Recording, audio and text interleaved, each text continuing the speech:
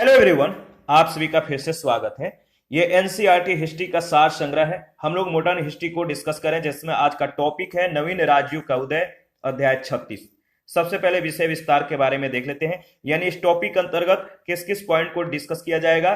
तो बंगाल का नवाब, और इसमें मुर्शिद कुली खां, सुजाउद्दीन, सरफराज खां, अलीवर्दी खां, सिराजुद्दौला, मीर जाफर और मीर कासिम। इसके बाद प्लासी का युद्ध, बक्सर का युद्ध, नजमुद्दौला।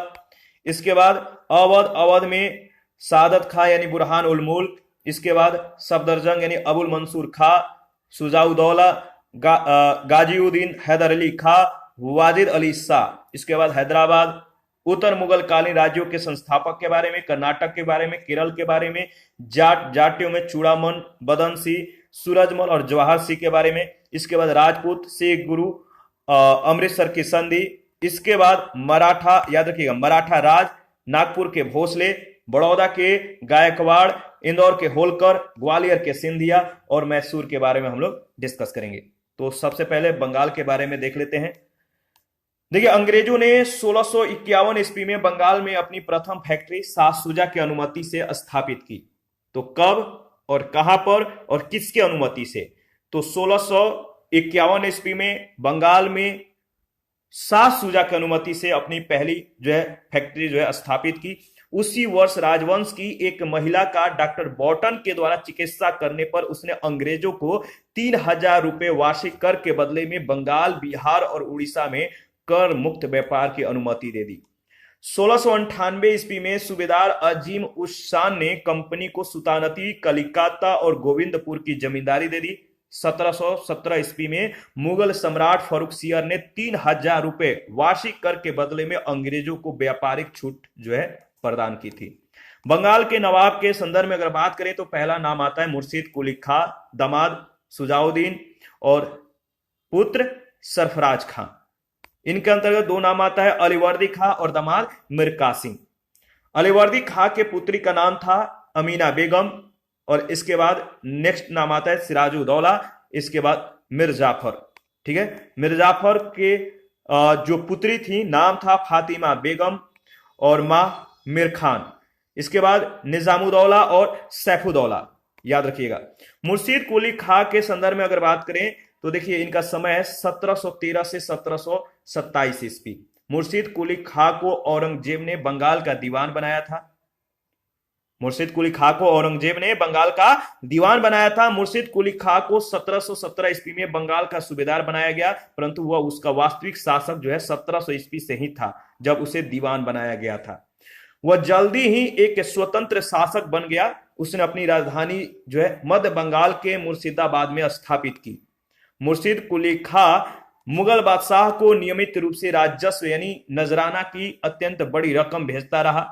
इसके शासन के दौरान केवल 3 विद्रोह हुए। पहला विद्रोह सीताराम राय, उदय नारायण और गुलाम मुहम्मद ने किया। ठीक है, उसके बाद सुजात खां ने विद्रोह किया और अंतिम विद्रोह नजात खां ने किया था। मुर्शिद कुली खां ने नए भू राजस्व बंदोबस्त के जरिए जागीर भूमि के एक बड़े भाग को खालसा भूमि बना दिया तथा इजारा व्यवस्था यानी इजारा व्यवस्था आरंभ की। मतलब इजारा व्यवस्था क्या था? तो ठेके पर भू राजस्व वसूल करने की एक व्यवस्था थी, इजारा व्यवस्था। मुर्शिद कुली खां ने गरीब खेतीहरों का कष्ट दूर करने तथा उन्हें समय पर भू राजस्व देने में असमर्थ बनाने मतलब जो भू राजस्व देने में समर्थ नहीं थे, तो इनको असमर्थ को समर्थ बनाने के लिए तकावी ऋण यानी पहले राशि प्रदान करना दिए। तो तकावी ऋण दिए। मुर्शिद कुली खां एवं उत्तरवर्ती नवाबों ने हिंदुओं और मुसलमानों को रोजगार के समान अवसर दिए। सुजाउद्दीन का जो समय है 1727 से 1739 ईस्वी है। यह मुर्शिद कुली खां का दामाद था और 1733 ईस्वी में बिहार का ये कार्यभार इसका अधीन हो गया। तो बिहार का ये कार्यभार संभाल रहा था 1733 ईस्वी में, और इसने अलीवर्दी खां को बिहार का नायब सूबेदार बनाया। 1727 ईस्वी में मुर्शिद कुली खां की मृत्यु हो गई। उसके पश्चात उसके दामाद सुजाउद्दीन ने बंगाल पर 1739 ईस्वी तक शासन किया। याद रखिएगा। आगे बढ़ते हैं। इसके बाद नाम आता है सरफराज खां का। समय है 1739 से 1740 ईस्वी। सुजाउद्दीन खां के स्थान पर उसका बेटा सरफराज खां बंगाल का नवाब बना। इसने आलम उद दौला हैदर जंग की उपाधि को धारण की थी। अलीवर्दी खां ने गिरिया नामक स्थल पर सरफराज खां की हत्या कर दी और उस समय दिल्ली का शासन मुगल बादशाह मोहम्मद शाह के अधीन था। इसके बाद है अलीवर्दी खां। समय 1740 से 1756 ईस्वी। 1740 ईस्वी में अलीवर्दी खां बंगाल का नवाब बना। इसने मुगल सम्राट के 2 करोड़ रुपए देकर जो है अपने पद को अस्थायी बनाया। राजगद्दी पर अधिकार के बाद उसने मुगल बादशाह को अपनी सत्ता की पुष्टि के लिए नजराना भेजा, परंतु उसके बाद उसने 16 वर्षों के शासनकाल में उसने मुगल बादशाह को कभी राजस्व नहीं भेजा। यह नामात्र के लिए मुगल सम्राट के अधीन था। मराठों के द्वारा अलीवर्दी खां को जो है अत्यधिक क्षति को उठानी पड़ी और अंततः क्या हुआ, उसने मराठा सरदार रघु जी से जो है 1751 ईस्वी में संधि कर ली और इस संधि के द्वारा उसने मराठों को जो है उड़ीसा प्रांत और 12 लाख रुपए वार्षिक चौथ देने की जो है बात को स्वीकार कर ली। अलीवर्दी खां ने यूरोपीय लोगों की तुलना जो है मधुमक्खी के छत्तों से की, जिसका अपने लाभ के लिए शहद के रूप में उपयोग किया जा सकता है। तो जो यूरोपीय लोग थे इनकी तुलना मधुमक्खी के छत्तों से किया। किसने? अलीवर्दी खां ने। स्टेटमेंट याद रखिएगा। अलीवर्दी खां की 3 पुत्रियां थी, जिसमें से एक का विवाह ढाका, दूसरी का विवाह पूर्णिया और तीसरी जो पुत्री थी इसका विवाह पटना के शासकों के साथ हुआ था। 1756 ईस्वी में अलीवर्दी खां के मृत्यु के बाद उसकी सबसे छोटी लड़की का पुत्र सिराजुद्दौला नवाब बना, जिसे अलीवर्दी खां ने अपना उत्तराधिकारी नियुक्त किया था।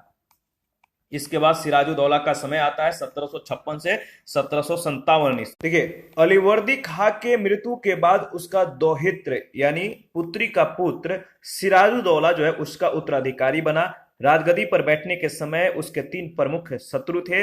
इनमें पूर्णिया का नवाब शौकत जंग, उसकी मौसी घसीटी बेगम और अंग्रेज अधिकारी शामिल थे।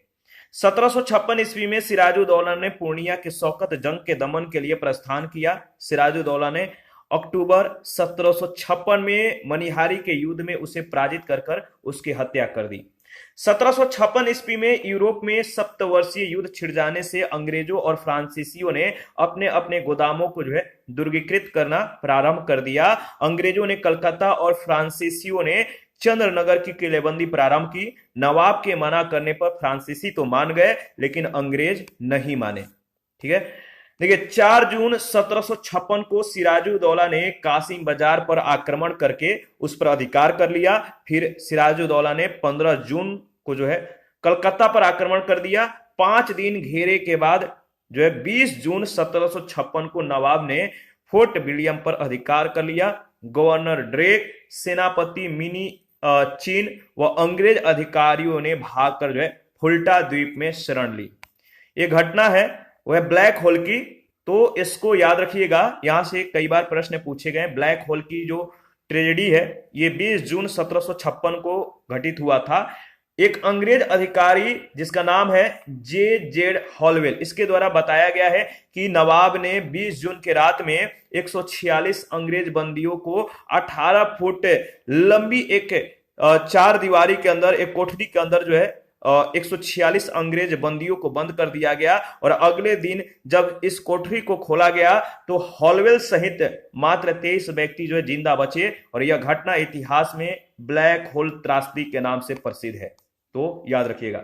इसके बाद प्लासी के युद्ध की पृष्ठभूमि।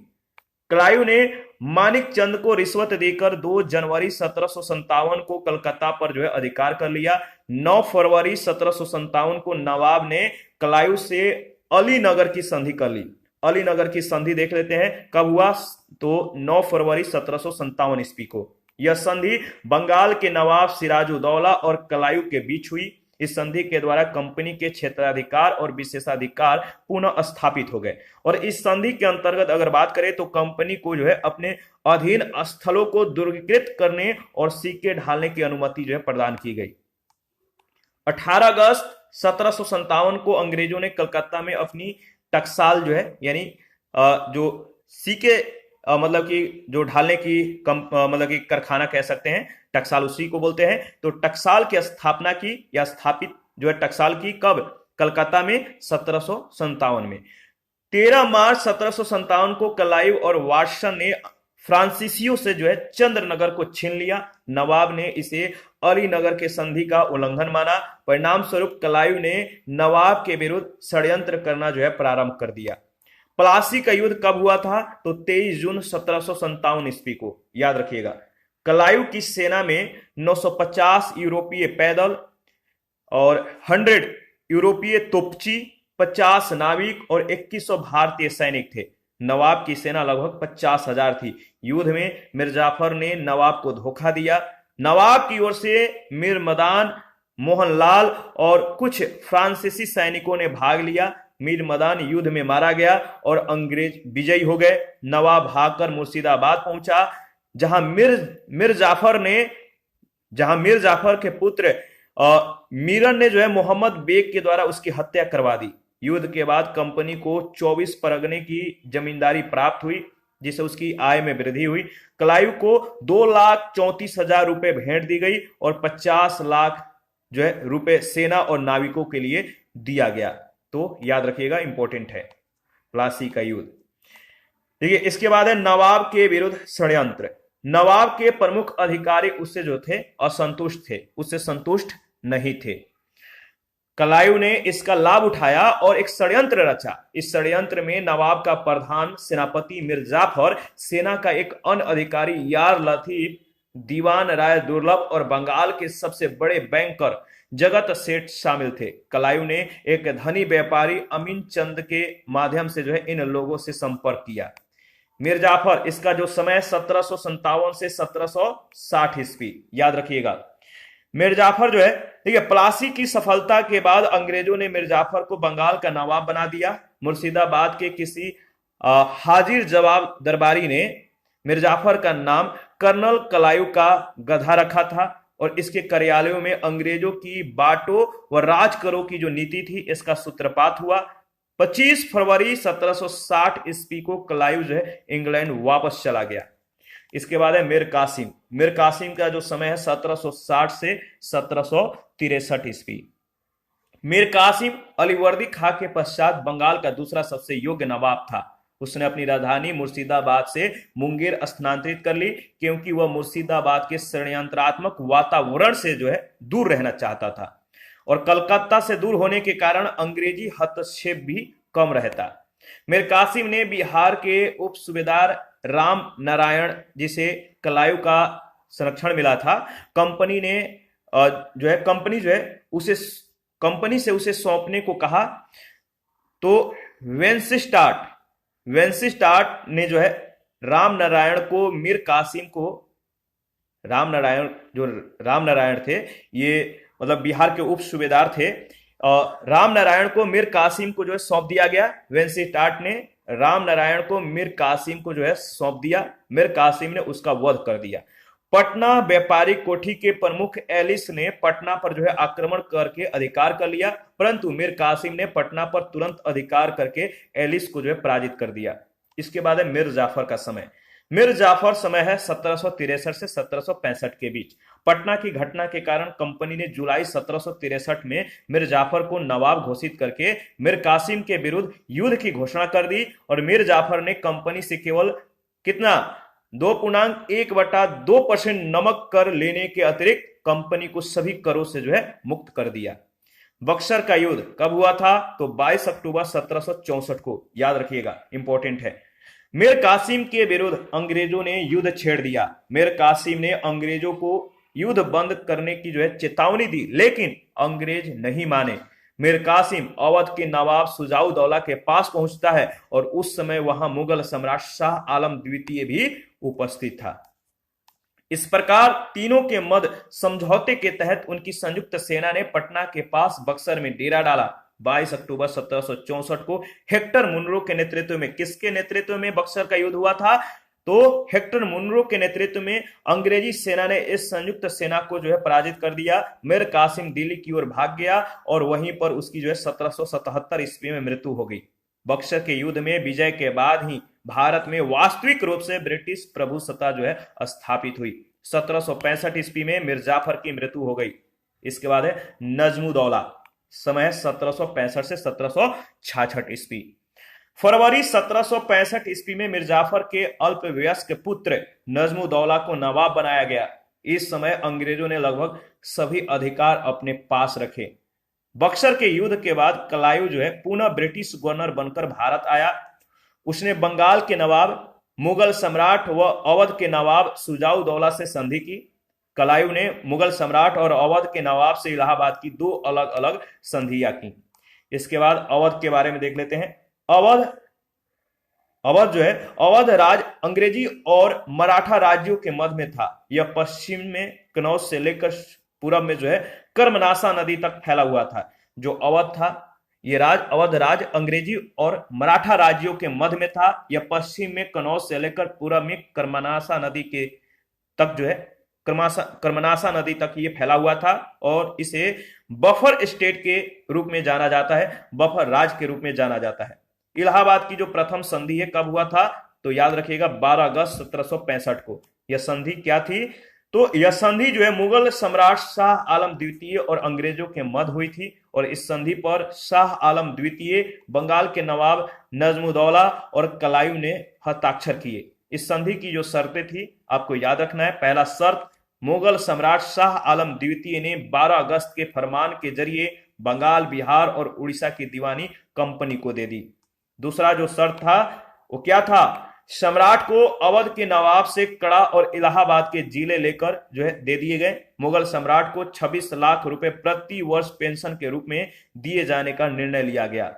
इलाहाबाद की जो दूसरी संधि हुई थी कब हुई थी, 16 अगस्त 1765 को।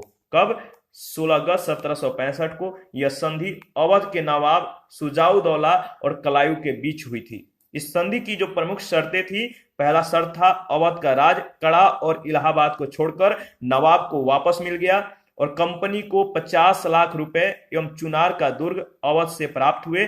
अवध में कर मुक्त व्यापार करने की सुविधा जो है कंपनी को प्राप्त हुई। ये थी शर्तें। आगे बढ़ते हैं। इसके बाद देखिए अवध के नवाब के बारे में अगर देखें तो पहला नाम आता है मीर मोहम्मद नासिर का। इसके बाद सादत खां, समय है 1722 से 1939 ईस्वी। अवध का संस्थापक, ठीक है, ये अवध का संस्थापक उपाधि इसको जो दिया गया था बुरहान उल मुल्क की और राजधानी फैजाबाद था। इसके बाद सफदर जंग, समय है सफदर जंग का 1739 से 84 ईस्वी। और इसके अंतर्गत अगर देखें तो शुजाउद्दौला का नाम आता है, आसफउद्दौला का, वजीर अली और आदत अली खां का। देखिए आदत अली खां के अंतर्गत अगर देखें तो दो नाम आता है, गाजिउद्दीन हैदर अली खां और अली शाह। गाजिउद्दीन हैदर अली खां के अंतर्गत नासिरुद्दीन हैदर और अली शाह के अंतर्गत अमजद अली शाह। और इसके अंतर्गत तीन नाम आता है, मुश्ताक अली, वाजिद अली शाह और सुलेमान कादर। देखिए वाजिद अली शाह के पुत्र का नाम क्या था, तो बिजरिस कादिर, समय है 1857 ईस्वी का। सादत खां यानी बुरहान उल मुल्क का जो समय 1722 से 1739 ईस्वी के बीच, अवध के स्वतंत्र राज का संस्थापक जो है वो शहादत खां था। अवध के स्वतंत्र राज का संस्थापक शहादत खां था। शहादत खां 1720 ईस्वी में बयाना का फौजदार जो है नियुक्त किया गया। उसने सैद बंधुओं के विरुद्ध षड्यंत्र में भाग लिया।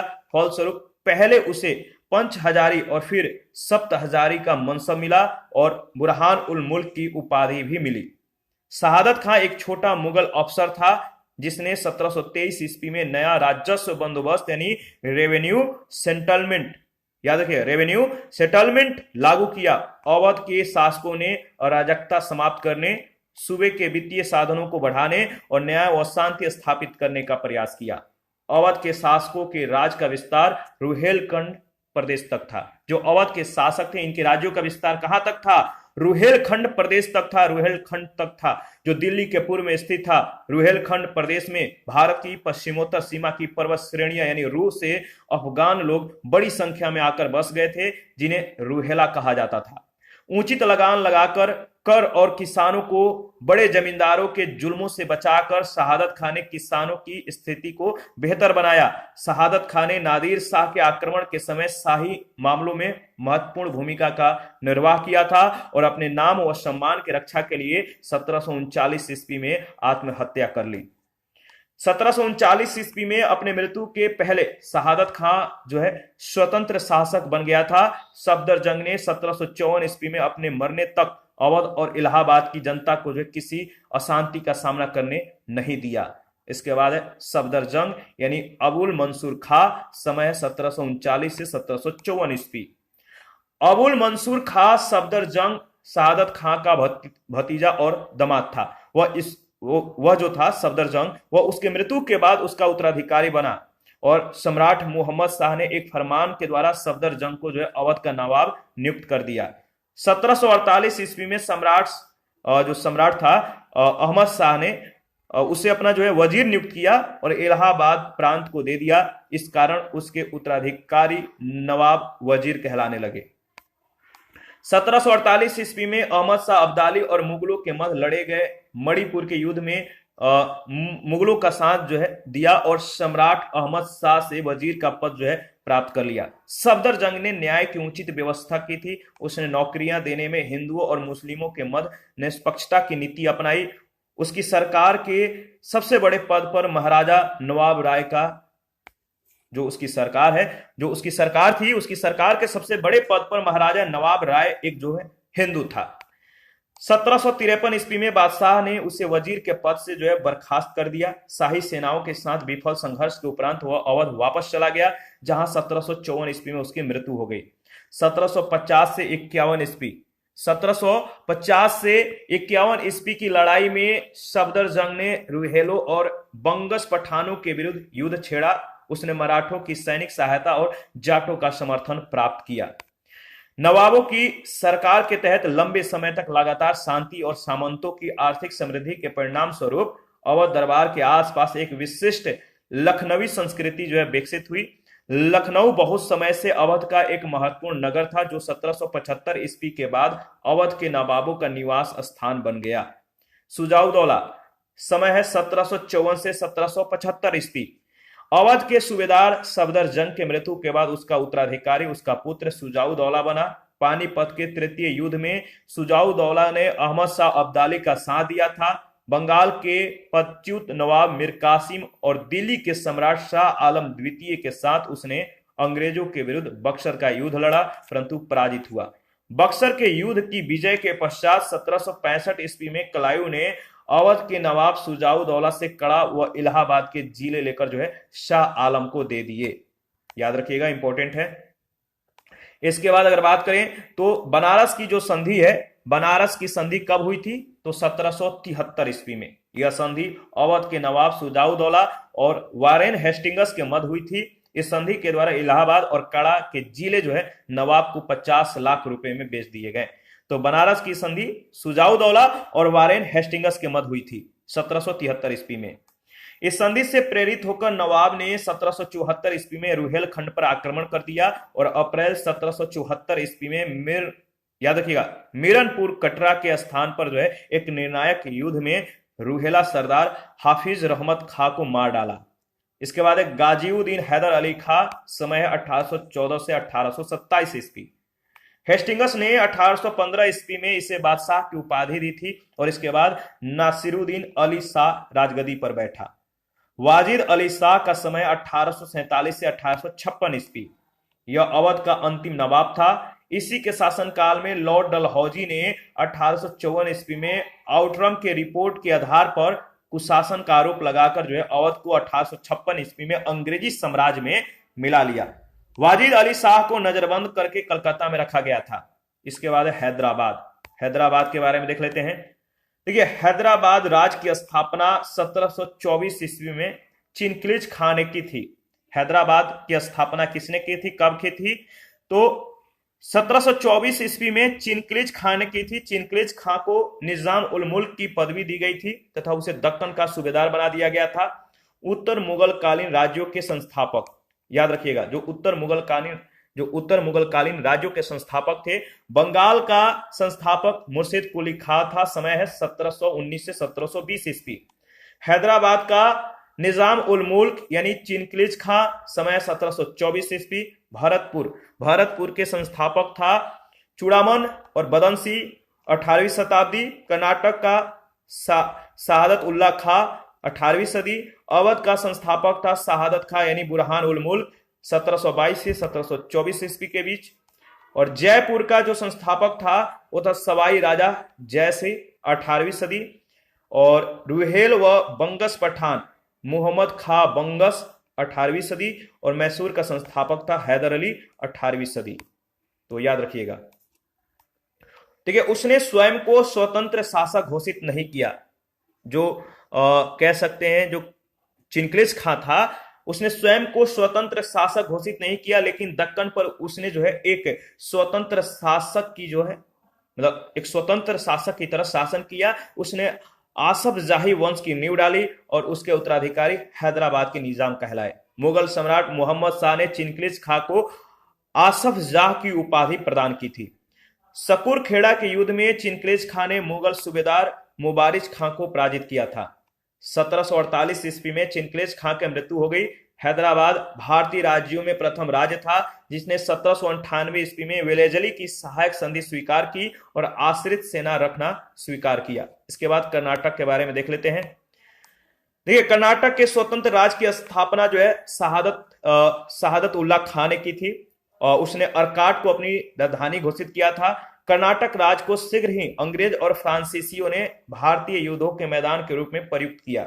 ईस्ट इंडिया कंपनी के गवर्नर जनरल लॉर्ड वेलेजली थे, इन्होंने मैसूर के शासक टीपू सुल्तान के साथ षड्यंत्र करने का जो है आरोप लगाते हुए कर्नाटक के नवाब मोहम्मद अली और उसके उत्तराधिकारी ओमदुत उल उमेर से जो है कर्नाटक की राजसत्ता बलपूर्वक जो है अधिग्रहित कर ली, उसे ले ली। इसके बाद कर्नाटक का युद्ध जो है इसके बारे में देख लेते हैं। देखिए, अंग्रेजों और फ्रांसीसियों के मत सर्वप्रथम कर्नाटक में संघर्ष जो है आरंभ हुआ। कर्नाटक की राजधानी मद्रास और पौंडीचेरी के मध्य स्थित अर्काट शहर में थी। 1740 से 48 ईस्वी के दौरान यूरोप में एक युद्ध हुआ जिसे ऑस्ट्रियाई उत्तराधिकारी का युद्ध कहते हैं। इस युद्ध में फ्रांसीसी और अंग्रेज परस्पर जो है विरोधी गुटों में बटे हुए थे, याद रखिएगा। देखिए, इसके बाद आगे बढ़ते हैं। नेक्स्ट है, जब कर्नाटक के नवाब ने देखा कि उसके प्रांत में फ्रांसीसियों की शक्ति जो है बढ़ती जा रही है तो उसने उनके विरुद्ध जो है एक सेना भेजी, परंतु कर्नाटक की सेना जो है हार गई और 1748 ईस्वी में यूरोप में शांति समझौता हुआ जिसके तहत फ्रांसीसियों ने अंग्रेजों को मद्रास वापस कर दिया। फ्रांसीसियों के विरुद्ध लड़ाई में कर्नाटक के नवाब की मृत्यु हो गई। उसी दौरान निजाम की भी मृत्यु हुई। उत्तराधिकार के सवाल को लेकर विवाद पैदा हो गया जिसके कारण फ्रांसीसियों ने मुजफ्फर जंग को नवाब बना दिया। कर्नाटक के लिए दोनों कंपनियों ने अलग अलग उम्मीदवारों को समर्थन दिया। फ्रांसीसियों ने चंदा साहब को कर्नाटक का नवाब बना दिया जबकि अंग्रेजों ने मोहम्मद अली को कर्नाटक का नवाब बनाना चाहते थे और इस काम के लिए उन्होंने क्लाइव को 1751 ईस्वी में एक छोटी सेना सौंपकर जो है अर्काट भेजा। इस युद्ध में फ्रांसीसियों की हार हुई। चंदा साहब का सिर काट दिया गया। डुप्ले को जो है फ्रांस वापस बुला लिया गया और दोनों कंपनियों के मध्य शांति समझौता हो गया। निजाम ने मोहम्मद अली को अर्काट का नवाब जो है स्वीकार कर लिया। कर्नाटक में फ्रांसीसी कंपनी का स्थान पर अंग्रेजी कंपनी का आधिपत्य स्थापित हो गया। अंग्रेज फ्रांसीसी संघर्ष का अंतिम दौर 1756 ईस्वी में तब जो है प्रारंभ हुआ जब यूरोप में सप्तवर्षीय युद्ध आरंभ हुआ। कर्नाटक में फ्रांसीसियों की पराजय हुई। हैदराबाद में फ्रांसीसियों के स्थान जो है अंग्रेजों ने ले ली।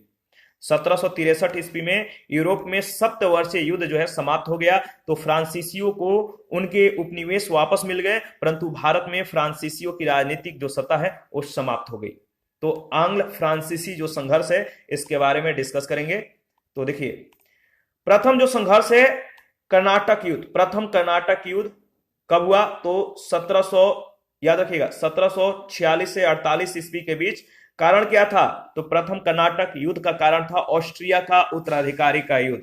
संधि, यह जो युद्ध था कैसे समाप्त हुआ तो एक सलाह सैपल के संधि के शर्त पे जो समाप्त हो गया। यह संधि 1748 ईस्वी में हुआ था। परिणाम हुआ कि इस युद्ध में फ्रांसीसियों की विजय हुई जिससे डुप्ले था इसकी महत्वाकांक्षा बढ़ गई। द्वितीय कर्नाटक युद्ध 1749 से 1754 ईस्वी के बीच हुआ। कारण था हैदराबाद तथा कर्नाटक के आंतरिक मामले में विवाद। द्वितीय कर्नाटक युद्ध का जो कारण था वो था हैदराबाद तथा कर्नाटक के आंतरिक मामले में विवाद और इस संघर्ष का जो समाप्ति हुआ किस संधि के साथ, तो पौंडीचेरी संधि के साथ 1754 ईस्वी में। और इस युद्ध का परिणाम क्या हुआ, तो अंग्रेजों और फ्रांसीसियों ने भारतीय राजाओं एवं नवाबों को जो है नवाबों के आंतरिक मामलों में हस्तक्षेप न करने का वादा किया। फ्रांसीसी प्रभुत्व को हानि हुई और अंग्रेजों का प्रभाव बढ़ गया। तृतीय कर्नाटक युद्ध जो है ये कब हुआ, तो 1756 से 1763 ईस्वी के बीच। कारण क्या था, तो तृतीय कर्नाटक युद्ध होने का जो कारण था वो था सप्तवर्षीय युद्ध के जो सप्तवर्षीय युद्ध थे इनसे प्रभावित। और इस युद्ध का समाप्ति पेरिस के संधि से हुआ 1763 में। 1760 ईस्वी में वांडीवास के युद्ध में इंग्लिश कंपनी ने फ्रांसीसियों को निर्णायक रूप से जो है पराजित किया। इसके बाद केरल के बारे में देख लेते हैं। ठीक है, केरल, इसकी राजधानी त्रावणकोर थी। 18वीं शताब्दी के आरंभ में केरल अनेक सामंती सरदारों और राजाओं के मध्य विभाजित था। केरल के 4 महत्वपूर्ण जो राज्य हैं वो था कोचीन, जमोरिन के अधीन कालीकट, त्रावणकोर और चिरकाल।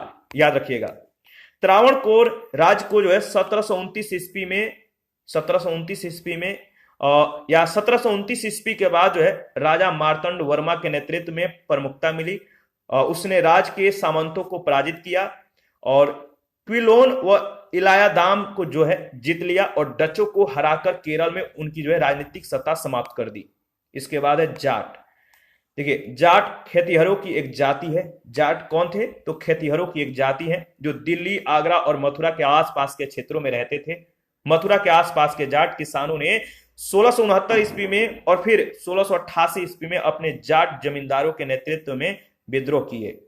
औरंगजेब के मृत्यु के बाद जाटों ने दिल्ली के चारों ओर अशांति पैदा कर दी। जाट विद्रोह जमींदारों के नेतृत्व में मूलतः जो है एक कृषक विद्रोह था। जाटों ने गरीब हो या धनी, जागीरदार हो या किसान, हिंदू हो या मुसलमान, सभी को लूटा।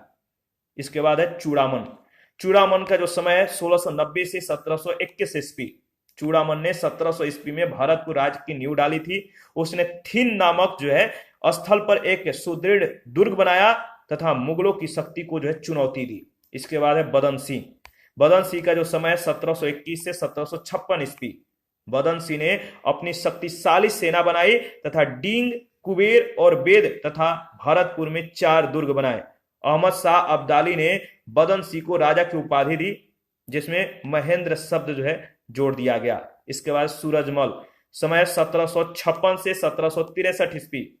बदन सिंह के बाद जाटों का नेतृत्व सूरजमल ने किया। जाट सत्ता सूरजमल के नेतृत्व में अपनी उच्चतम गरिमा पर पहुंच गई। सूरजमल ने 1756 ईस्वी से 1763 ईस्वी तक जो है शासन किया। सूरजमल ने जो है अपना अधिकार एक बड़े क्षेत्र पर कायम किया जो पूर्व में गंगा से लेकर दक्षिण में चंबल और पश्चिम आगरा के सूबे से लेकर उत्तर में दिल्ली के सूबे तक फैला हुआ था।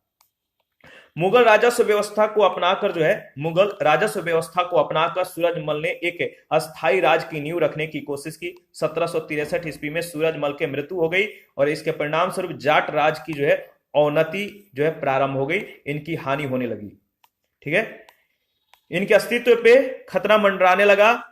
एक समसामयिक इतिहासकार ने सूरजमल के बारे में कहा है कि वह जाट जाति का अफलातून यानी प्लेटो था। वह जाट जाति का जो था वो प्लेटो था। इसके बाद जवाहर सिंह का नाम आता है। इनका समय 1764 से 1768 ईस्वी। इसकी मृत्यु के बाद रतन सिंह, केसरी सिंह, रणजीत सिंह और रणधीर सिंह शासक हुए। 1805 ईस्वी में रणधीर सिंह ने अंग्रेजों की अधीनता को जो है स्वीकार कर ली थी। इसके बाद राजपूत के बारे में डिस्कस कर लेते हैं। देखिए, औरंगजेब के मृत्यु के बाद राजपूत शासकों ने मुगल साम्राज्य के बंधन से अपने आप को जो मुक्त रखने का प्रयास किया। जोधपुर और आमेर के शासकों को गुजरात और मालवा का सूबेदार बनाया गया। इस काल में सबसे श्रेष्ठ राजपूत शासक आमेर का सवाई जयसिंह, जिसका समय है 1699 से 1743 ईस्वी। तो राजपूत शासक आमेर का सवाई जयसिंह था। सवाई जयसिंह की सबसे बड़ी विशेषता यह थी कि वह एक महान खगोल शास्त्री भी था। उसने खगोल के अध्ययन के लिए दिल्ली, जयपुर, वाराणसी, उज्जैन और मथुरा में वेधशालाएं स्थापित की थी। सवाई जयसिंह ने 1722 ईस्वी में जयपुर शहर की स्थापना की। आमेर के राजा जयसिंह को अपने शासनकाल में 2 अश्वमेध यज्ञ करने का जो है श्रेय दिया जाता है। इसके बाद सिख के बारे में देख लेते हैं। सिख धर्म को गुरु नानक ने 15वीं शताब्दी में प्रारंभ किया था। गुरु नानक का जो समय है 1469 से 1539 ईस्वी। इनका जन्म तलवंडी में हुआ था। पिता का नाम कालू जी था, माता का नाम सुलक्षणी था, जाति इनका खत्री था, और गुरु नानक का जो उपाधि था हजरत रबुल मीज। ये सिखों के पहले गुरु थे। ठीक है, और सिखों का इतिहास सिख गुरुओं के इतिहास से प्रारंभ होता है और कुल 10 सिख गुरु हुए। इन्होंने नानक पंथ चलाए, इन्हीं के शिष्य सिख कहलाए। ये इब्राहिम लोदी के समकालीन थे। कौन? तो याद रखिएगा, जो नानक थे गुरु नानक, ये इब्राहिम लोदी के समकालीन थे। इन्होंने अपने एक शिष्य लहना को अपना उत्तराधिकारी बनाया, जो अंगद नाम से दूसरे गुरु बने। गुरु अंगद के बारे में देख लेते हैं। समय है 1539 से 1552 ईस्वी। अंगद गुरु नानक के प्रथम शिष्य और जाति से खत्री थे। इन्होंने खादूर में गुरु गद्दी बनवाई तथा गुरु नानक के द्वारा चलाई गई लंगर व्यवस्था को ये नियमित कर दिया, यानी कंटिन्यू कर दिया। तो ये गुरुमुखी लिपि का आविष्कार गुरु अंगद को माना जाता है। जो गुरुमुखी लिपि का आविष्कार किया था किसने? गुरु अंगद। सिख संप्रदाय के जो 10 गुरु थे, इसके बारे में जो है हम लोग डिस्कस कर लेते हैं। पहला नाम आता है नानक का। समय है 1469 से 1539 ईस्वी, और उपाधि थी, जो इनकी प्रमुख उपलब्धि थी, सिख धर्म के ये संस्थापक थे। अंगद ये गुरुमुखी लिपि के जनक थे। अमरदास ये सिख धर्म के प्रसार के लिए 22 गद्दियों का निर्माण किए थे। रामदास ये अमृतसर के संस्थापक थे। अर्जुन दास गुरु ग्रंथ साहिब का संकलन और अमृतसर में हरमंदिर साहिब का इन्होंने यानी स्वर्ण मंदिर का निर्माण करवाया। इन्हें जहांगीर ने जो है फांसी दे दी थी। इसके बाद नेक्स्ट नाम है हरगोविंद का। ये अकाल तख्त की स्थापना और सिखों के एक लड़ाकू जाति में जो है, जो हरगोविंद है, इनकी जो उपलब्धि थी, ये अकाल तख्त की स्थापना किए थे और सिखों को एक लड़ाकू जाति में बदल दिए थे। हर राय उत्तराधिकार यानी मुगलों के युद्ध में भाग लिया, अपने पुत्र राम राय को मुगल दरबार में भेजा। हर किशन ये अल्प वयस्क अवस्था में इनकी मृत्यु हो गई। इसके बाद नवा जो गुरु थे तेग बहादुर, ये औरंगजेब के द्वारा जो है इनको फांसी मिली। और गुरु गोविंद सिंह ये 10वें गुरु थे। खालसा सेना का संगठन किया था और धर्म प्रचार पाहुल का इन्होंने प्रवर्तन किया। तो देखिए, इसके बाद पहला नाम आता है गुरु अमरदास। समय है 1552 से 1574 ईस्वी। ये अकबर के समकालीन थे। इन्होंने अपनी गद्दी गोविंदवाला में जो है स्थापित की। गुरु अमरदास ने अपने उपदेशों का प्रचार प्रसार करने के लिए 22 गद्दियों को स्थापित किया था। अकबर ने अमरदास की बेटी बीबी भानी के नाम कुछ भूमि दान की। इसके बाद गुरु रामदास, इनका जो समय है 1574 से 1581 ईस्वी। ये अकबर के समकालीन और अमरदास के दामाद थे। अकबर ने इन्हें 500 बीघा भूमि जो है दान में दी थी। इन्होंने अमृतसर नामक शहर को बसाया था। पहले इस नगर का नाम रामदासपुर था। क्या था? अमृतसर का पहले नाम क्या था? रामदासपुर। इसके अनुयायी रामदासी कहलाते थे। रामदास ने अपने तीसरे पुत्र अर्जुन को उत्तराधिकारी नियुक्त करके गुरु का पद पैतृक बना दिया। इसके बाद गुरु अर्जुन देव का समय आता है 1581 से 1606 ईस्वी। इन्होंने सच्चा पातशाह भी कहा जाता है। इन्होंने जो है सच्चा पातशाह की उपाधि को जो है अर्जित किया। इन्हें सच्चा पातशाह कहा जाता है। इन्होंने रामदासपुर में अमृतसर व संतोष सर नामक जो है तालाब निर्मित करवाए। याद रखिएगा। इसके बाद अगर बात करें तो देखिए, अमृतसर तालाब के मध्य में 1589 ईस्वी में हरमंदिर साहिब यानी स्वर्ण मंदिर का निर्माण करवाया गया था। अर्जुन देव ने अनिवार्य आध्यात्मिक कर लेना शुरू किया। आध्यात्मिक कर कौन? अर्जुन देव ने अनिवार्य रूप से, और अपने शिष्यों से कहा कि अपनी आय का 1/10 भाग गुरु को अर्पित करें। गुरु देखिए, अर्जुन देव ने तरन तारण व करतारपुर नामक नगर की स्थापना की। 1595 ईस्वी में ब्यास नदी के तट पर गोविंदपुर नामक शहर बसाया। 1606 ईस्वी में इन्होंने आदि ग्रंथ की रचना की। खुसरो के राजद्रोह को समर्थन देने के कारण जहांगीर ने जो है इन्हें 1606 ईस्वी में मृत्युदंड दे दिया था। खुसरो के राजद्रोह के लिए जो इन्होंने इसका समर्थन किया था। इसके बाद गुरु हरगोविंद का समय आता है 1606 से 1644 ईस्वी।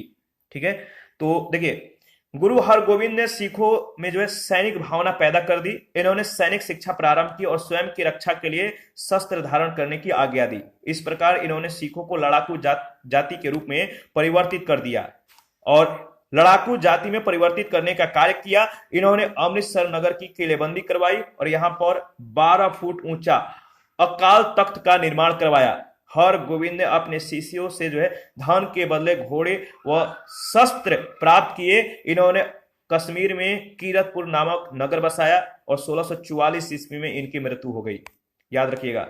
इसके बाद है गुरु हर राय, समय है 1644 से 1661 ईस्वी। गुरु हर राय, देखिए गुरु हर राय जो थे, इन्होंने भी शिष्यों को जो सैनिक शिक्षा दी थी। सामूगढ़ की पराजय के पश्चात दारा सिकों ने इनसे भेंट की थी और इससे नाराज होकर औरंगजेब ने हर राय को दिल्ली बुलाया, परंतु उससे मिलने से ये स्वयं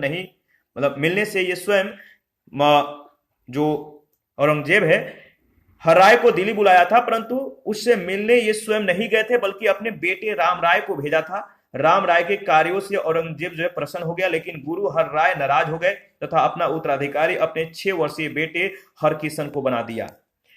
देखिए, राम राय ने देहरादून में एक पृथक गद्दी जो है स्थापित की थी। राम राय के अनुयायी राम राय कहलाते थे। इसके बाद है गुरु हरकिशन। गुरु हरकिशन, इनका समय 1661 से 1664 ईस्वी, और इनका अपना गुरु हरकिशन जो थे, इनका अपने बड़े भाई राम राय से जो है विवाद हो गया था। हरकिशन ने अपना उत्तराधिकारी तेग बहादुर को बनाया था। हरकिशन को दिल्ली जाकर गुरु पद के बारे में औरंगजेब को समझाना पड़ा था। औरंगजेब को समझाना पड़ा हरकिशन को दिल्ली जाकर गुरु पद के बारे में, और इनकी मृत्यु चेचक से हुई थी। गुरु तेग बहादुर, समय है 1664 से 1675 ईस्वी। ये हरगोविंद के पुत्र थे। गुरु तेग बहादुर हरगोविंद के पुत्र थे। इन्होंने अपना केंद्र अमृतसर के स्थान पर, याद रखिएगा, अमृतसर के स्थान पर जो है मखोवाल को बनाया था। 1675 ईस्वी में औरंगजेब ने तेग बहादुर को दिल्ली बुलवाया और इस्लाम धर्म स्वीकार करने को कहा। 5 दिन तक यातना देने के पश्चात जो इनकी मृत्यु जो है हो गई। सबसे पहले गुरु गोविंद सिंह के बारे में डिस्कस करेंगे। इनका समय है 1675 से 1708 ईस्वी। देखिए, गुरु गोविंद सिंह ये सिखों के 10वें गुरु थे। इनका जन्म 1666 ईस्वी में पटना में हुआ था। इन्होंने मखवाल के पास आनंदपुर नगर की स्थापना की थी और वहीं पर अपनी गद्दी स्थापित की। गोविंद सिंह ने 80,000 की क्षमता वाली खालसा सेना जो है तैयार की थी। गोविंद सिंह ने 1699 ईस्वी में खालसा पंथ की स्थापना की और इन्होंने सिख अनुयायियों से जो है 5 वस्तुएं या पंच ककार धारण करने को कहा था। इस पंच ककार में जो शामिल था केस, कंघा, कच्छा, कड़ा और कृपाण। गुरु गोविंद सिंह की 2 पत्नियां जीतू और सुंदरी से 4 पुत्रों का जन्म हुआ था। इन 4 पुत्रों का नाम था अजीत सिंह, जुझारू सिंह, जोरावर सिंह और फतेह सिंह। इनके 2 पुत्र फतेह सिंह और जोरावर सिंह को मुगल फौजदार वजीर खान ने दीवार में जो है दफनवा दिया था, चिनवा दिया था। इन्होंने पाओटा नामक स्थल की स्थापना की जो हिमाचल प्रदेश में है।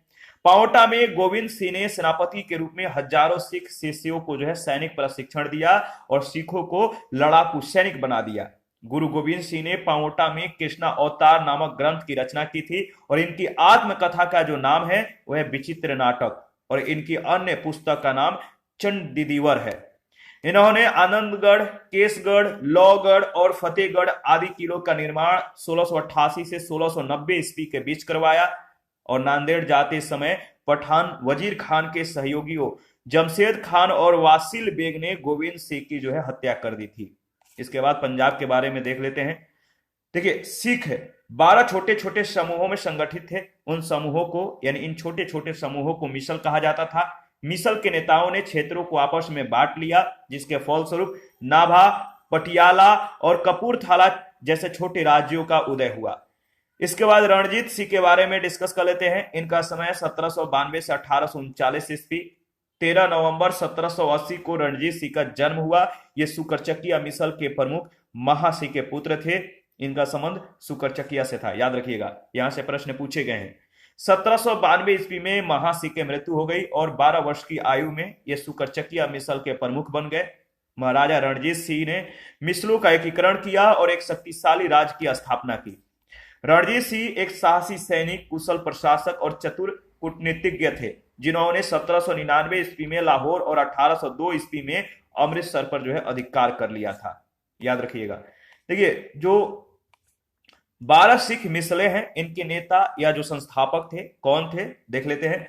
सुकरचकिया मिसल का जो संबंध है चरत सिंह से है, भंगी मिसल का छज्जा सिंह से, अहलुवालिया मिसल का संबंध जसा सिंह से है, सिंहपुरिया मिसल का जो नेता या संस्थापक थे नवाब कपूर सिंह, कन्हैया मिसल का जो संबंध है जय सिंह से, फुलकिया मिसल का संबंध संधु जाट चौधरी से, रामगढ़िया मिसल का संबंध जसा सिंह रामगढ़िया से, करोड़ सिंधिया मिसल का संबंध बघेल सिंह से, निशान वालिया मिसल का संबंध सरदार संगत सिंह, शहीदी मिसल का संबंध बाबा दीप सिंह, नक्की मिसल का संबंध हीरा सिंह और बुले वालिया मिसल का जो संबंध है गुलाब सिंह। 1808 ईस्वी में रणजीत सिंह ने सतलुज नदी को पार किया और फरीदकोट, मालेरकोटला और अंबाला को जीत लिया, किंतु 1809 ईस्वी के अमृतसर संधि के द्वारा जो है सतलुज नदी के पार के प्रदेशों पर रणजीत सिंह ने अंग्रेजों के अधिकार को स्वीकार कर लिया। 1809 ईस्वी में लॉर्ड मिंटो के दूत चार्ल्स मेटकॉफ और रणजीत सिंह के मध्य जो है अमृतसर की संधि हुई। अमृतसर की जो संधि हुई थी किन किन के बीच हुई थी, तो चार्ल्स मेटकॉफ और रणजीत सिंह के मध्य अमृतसर की संधि 25 अप्रैल 1809 ईस्वी को हुआ।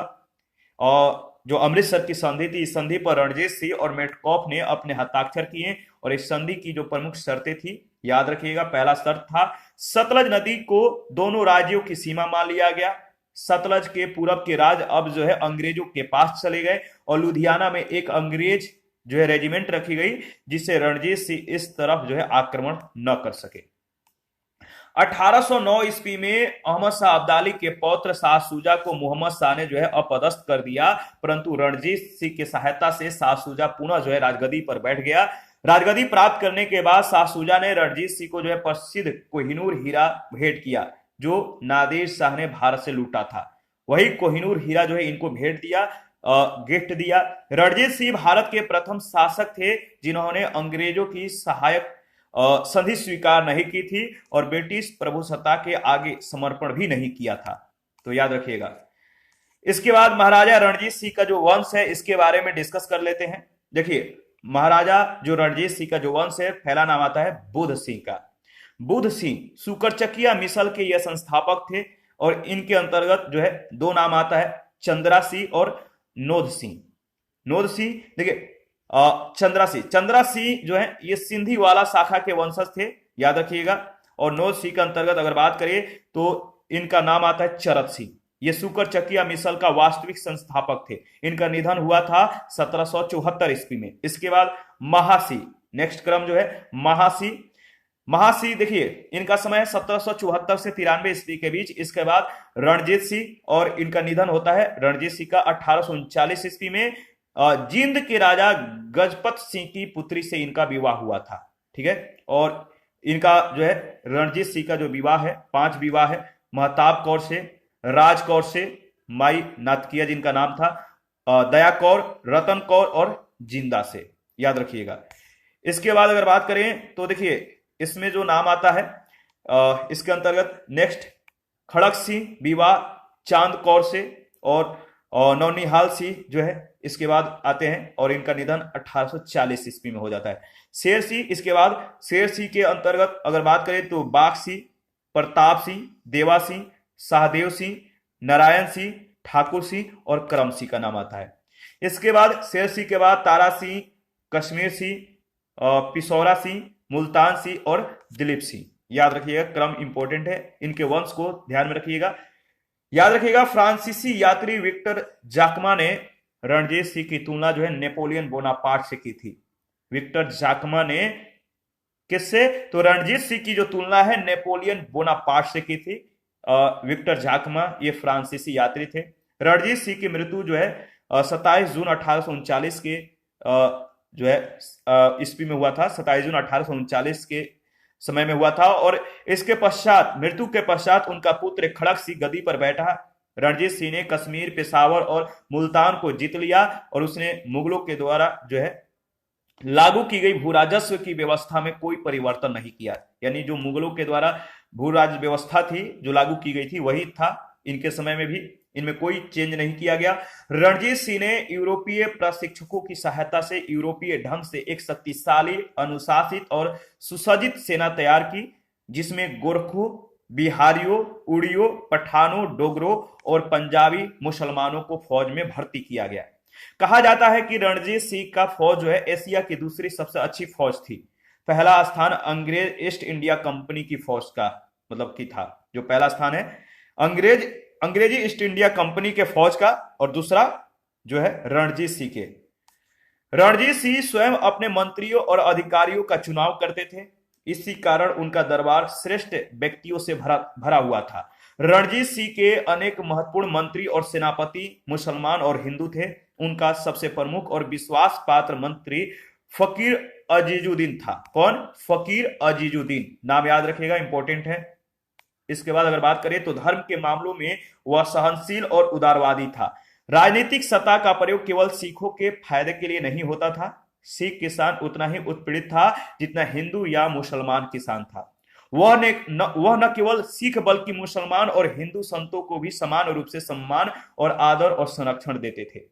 जब 1809 ईस्वी में अंग्रेजों ने रणजीत सिंह को जो है सतलज नदी पार करने से मना कर दिया तथा नदी के पूरब के सिख राज्यों को जो है अपने संरक्षण में ले लिया, तब रणजीत सिंह ने महसूस किया कि उनके पास अंग्रेजों का सामना करने की शक्ति नहीं है। रणजीत सिंह के मृत्यु के पश्चात उनके 3 अयोग्य उत्तराधिकारी शासक हुए। ठीक है, इस प्रकार उनके अपने राजनीतिक यथार्थवाद और सैनिक शक्ति के द्वारा अपने राज्यों को अंग्रेजों के अतिक्रमण से बचा लिया, परंतु वह विदेशी संकट को हटा नहीं सके। उन्होंने उस संकट को अपने उत्तराधिकारियों के लिए छोड़ दिया। इसके बाद खड़क सिंह के बारे में देख लेते हैं। देखिए, रणजीत सिंह के मृत्यु के पश्चात उनका पुत्र खड़क सिंह गद्दी पर बैठता है। उनका वजीर ध्यान सिंह था। खड़क सिंह का जो वजीर था ध्यान सिंह, और इस तरह प्रशासन में डोगरा सरदार हावी हो गए। कुछ समय पश्चात खड़क सिंह को बंदी बना लिया गया, जहां जेल में उनकी मृत्यु हो गई। वजीर ध्यान सिंह ने उनके पुत्र नौनिहाल सिंह को जो है गद्दी पर बैठा दिया। नौनिहाल सिंह दरबार में डोगरा बंधुओं गुलाब सिंह, ध्यान सिंह और सुचेत सिंह के प्रभाव को समाप्त करना चाहता था, क्योंकि वे शेर सिंह के जो है समर्थक थे। कुछ समय पश्चात नौनिहाल सिंह की एक दुर्घटना में मृत्यु हो गई। इसके बाद शेर सिंह के बारे में देख लेते हैं। शेर सिंह रणजीत सिंह के दूसरे पुत्र थे। शेर सिंह रणजीत सिंह के दूसरे पुत्र थे। 1843 ईस्वी में शेर सिंह की हत्या कर दी गई। सितंबर 1843 ईस्वी में महाराजा रणजीत सिंह के अल्पवयस्क पुत्र, जिनका नाम था दिलीप सिंह, इनको महाराजा घोषित कर दिया गया, और उनकी माता जिंदन कौर को जो है उनकी संरक्षिका बना, मतलब इनके पुत्र की जो संरक्षिका थी उनकी माता जिंदन कौर। ठीक है, इसके बाद नेक्स्ट नाम आता है दिलीप सिंह। दिलीप सिंह के शासन काल में अंग्रेजों ने पंजाब पर आक्रमण कर लाहौर पर जो है अधिकार कर लिया। ठीक है, इसके बाद देखिए रणजीत सिंह के अधीन जो है पंजाब, रणजीत सिंह के अधीन जो पंजाब है, रणजीत सिंह और सिख साम्राज्य का जो विस्तार है मैप में आप देख सकते हैं। मैप को एक बार अच्छे से अवलोकन कीजिए ताकि आपको चीजें जो है पूरी तरह से स्पष्ट हो जाए। तो रणजीत सिंह के अधीन जो पंजाब था वो किस तरह से मैप में दिखता है आप देख सकते हैं। तो देखिए, ये है आपका काबुल, ये पेशावर, ये है अटक, ये है रावलपिंडी, श्रीनगर इधर है, ये चंबा है, ये कांगड़ा है, ये शिमला है, ये अंबाला है, लुधियाना है, इधर पटियाला है, ये सतलज धार के सिख है। ठीक है, जो सतलज धार के सिख हैं वो इस तरह से आप देख सकते हैं, इस तरह से जो किया गया है ये वाला डॉट डॉट। इसके बाद देखिए ये खैरपुर है, ये आप देख सकते हैं, ये सतलज नदी है, ये रावी है, ये लाहौर है, ये अमृतसर है, ये यहाँ पे चिनाब नदी है, ये झेलम नदी है, इधर जम्मू है, और इधर आप देख सकते हैं नेक्स्ट इधर जो है आपका ये यमुना है, इधर मथुरा, भरतपुर, ये आगरा, ये गंगा है, इधर इधर ये दिल्ली है। देखिए इसके बाद मराठा राज के बारे में डिस्कस करेंगे। 12 अप्रैल 1680 को शिवाजी के मृत्यु के पश्चात जो है मुगल सत्ता को सबसे महत्वपूर्ण चुनौती मराठा राज्य से मिली, जो उत्तराधिकारी राज्यों में सबसे शक्तिशाली था। शिवाजी के पौत्र शाहू को जो है औरंगजेब ने 1689 ईस्वी में कैद कर रखा था। 1689 ईस्वी से इन्हें कैद कर रखा था। औरंगजेब जो है उसके व उसकी मां के साथ उनके धर्म, जाति और अन्य चीजों का पूर्ण रूप से ध्यान रखकर जो है बड़ी शिष्टता, सम्मान और लिहाज के साथ जो है पेश आया। शाहू को 1707 ईस्वी में औरंगजेब के मृत्यु के बाद जो है रिहा कर दिया गया, लेकिन जल्द ही शाहू और कोल्हापुर में रहने वाली उसकी चाची ताराबाई के बीच जो है गृह युद्ध छिड़ गया। ठीक है। ताराबाई ने अपने पति राजा राम के मरने के बाद अपने बेटे शिवाजी द्वितीय के नाम से मुगल विरोधी संघर्ष जो है 1700 ईस्वी से जो है जारी रखा था। मराठा सरदारों ने सत्ता के लिए संघर्ष करने वालों में किसी न किसी का पक्ष लेना जो है आरंभ कर दिया। साहू और कोल्हापुर स्थित उनके जो प्रतिद्वंदी थे, इनके बीच विवाद के फलस्वरूप मराठा सरदार की एक नई व्यवस्था ने जन्म ले लिया, जिसका नेता राजा साहू का पेशवा बालाजी विश्वनाथ था। कौन था? जिसके नेता राजा साहू का पेशवा बालाजी विश्वनाथ था। याद रखिएगा। पेशवा वंश के बारे में देख लेते हैं, क्रम को एक बार आप जो है ध्यान से देखिएगा। पहला नाम आता है बालाजी विश्वनाथ। बालाजी विश्वनाथ के अंतर्गत अगर बात करें तो दो नाम आता है, बाजीराव प्रथम और चिमनाजी अप्पा। चिमनाजी अप्पा। चिमनाजी अप्पा के अंतर्गत अगर बात करें तो सदाशिव भाऊ आते हैं। पानीपत के तीसरे युद्ध में ये मारे गए थे। ठीक है। और इसके बाद बाजीराव प्रथम के अंतर्गत अगर देखें तो दो नाम आता है, रघुनाथ राव और बालाजी बाजीराव। इसके बाद रघुनाथ राव के अंतर्गत अगर देखें तो अमृत राव, बाजीराव द्वितीय और चिमनाजी अप्पा। इसके बाद देखिए अमृत राव के अंतर्गत अगर देखें तो विनायक राव, ये दत्तक पुत्र थे। और बाजीराव द्वितीय के अंतर्गत अगर बात करें तो नाना साहिब, ये भी दत्तक पुत्र थे। इसके बाद अगर बात करें तो देखिए बालाजी बाजीराव के अंतर्गत तीन नाम आता है और वे हैं विश्वासराव, माधवराव और नारायण राव। नारायण राव के बाद जो है क्रम आता है माधवराव नारायण का। और समय है 1774 से 1795 ईस्वी का। मराठों के द्वारा की गई प्रमुख जो संधियां हैं, इसके बारे में डिस्कस कर लेते हैं। पहला जो संधि है पुरंदर की संधि, कब हुआ था? 1665 ईस्वी में।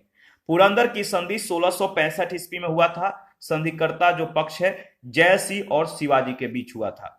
सगौली की संधि 1750 ईस्वी में बालाजी बाजीराव व राजा राम के बीच हुआ था। तो बालाजी बाजीराव और राजा राम। झलकी की संधि जो है 1752 ईस्वी में बालाजी व हैदराबाद के निजाम के साथ हुआ था। राक्षस भुवन की संधि जो है कब हुआ था? 1763 ईस्वी में माधवराव सिंधिया और हैदराबाद के निजाम के बीच। कंकापुर की जो संधि है, कंकापुर की संधि 1769 ईस्वी में माधवराव सिंधिया और जनकोजी के बीच हुआ था। सूरत की संधि जो है 1775 ईस्वी में रघुनाथ राव व ईस्ट इंडिया कंपनी के बीच हुआ। पुरंदर की संधि जो है 1776 ईस्वी में माधवराव नारायण व अंग्रेजों के बीच हुआ। बड़गांव की संधि 1789 ईस्वी में और माधवराव नारायण व अंग्रेजों के बीच हुआ। सालबाई की संधि जो है 1782 ईस्वी में माधवराव नारायण व अंग्रेजों के बीच। बसीन की संधि 1802 ईस्वी में हुआ था, बाजीराव द्वितीय और अंग्रेजों के बीच।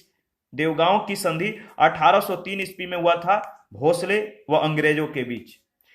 सुरजी अर्जुन गांव की जो संधि है 1803 ईस्वी में हुआ था, सिंधिया व अंग्रेजों के बीच हुआ था। राजापुर घाट की जो संधि है 1804 ईस्वी में होलकर व अंग्रेजों के बीच हुआ था। पूना की संधि 1817 ईस्वी में बाजीराव द्वितीय और अंग्रेजों के बीच हुआ था। ग्वालियर की संधि जो है 1817 ईस्वी में दौलत राव सिंधिया व अंग्रेजों के बीच हुआ था। और मंदसौर की संधि जो है 1818 ईस्वी में होलकर व अंग्रेजों के बीच हुआ था। इस परिवर्तन के साथ मराठा इतिहास में पेशवा जो है आधिपत्य का दूसरा काल आरंभ हुआ। इस परिवर्तन के साथ मराठा इतिहास में पेशवा आधिपत्य का दूसरा काल आरंभ होता है, जिसमें मराठा राज्य जो है एक साम्राज्य के रूप में परिवर्तित हो गया। बालाजी विश्वनाथ के बारे में डिस्कस कर लेते हैं। इनका समय 1713 से 1720 ईस्वी। बालाजी विश्वनाथ ब्राह्मण था, जिसने अपना जीवन जो है एक छोटे राजस्व अधिकारी के रूप में प्रारंभ किया था। वह कूटनीति में अत्यंत कुशल था। बालाजी विश्वनाथ ने अनेक बड़े मराठा सरदारों को जो है साहू के पक्ष में जो है कर लिया था। तो इस तरह से अपना कूटनीति का जो है परिचय देता है। साहू ने 1713 ईस्वी में बालाजी विश्वनाथ को पेशवा या मुख्य प्रधान बनाया। बालाजी विश्वनाथ के नेतृत्व में धीरे धीरे साहू ने जो है अपना आधिपत्य अधिकांश महाराष्ट्र पर जो है स्थापित कर लिया। पेशवा ने अपने हाथों में शक्ति का संकेंद्रण जो है कर लिया। अपना कह सकते हैं कि अपने हाथों में शक्ति को जो है मतलब कि खींच लिया, और अन्य मंत्री और सरदार जो है उनके सामने जो है प्रभावहीन हो गए। विश्वनाथ ने अपने बेटे पेशवा बाजीराव प्रथम को मराठा साम्राज्य का कार्यकारी प्रधान बना दिया। 1699 से 1708 ईस्वी तक जो है बालाजी विश्वनाथ धनाजी जादव की सेवा में रहे। कौन?